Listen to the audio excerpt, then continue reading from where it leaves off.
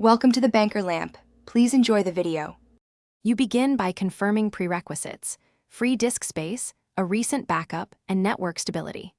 Once those are satisfied, quit the game and any overlays so the updater can access files without locks.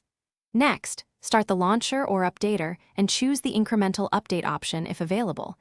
This reduces download size. Make sure to run as administrator on Windows or use sudo on Linux if permissions block patching. This gets the process moving without avoidable interruptions.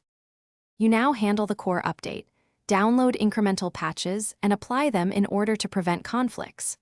While patching, monitor logs for file hash mismatches. These indicate corrupted downloads or version mismatches. If the update includes database or schema changes, run the migration tool provided, then validate with a quick startup check.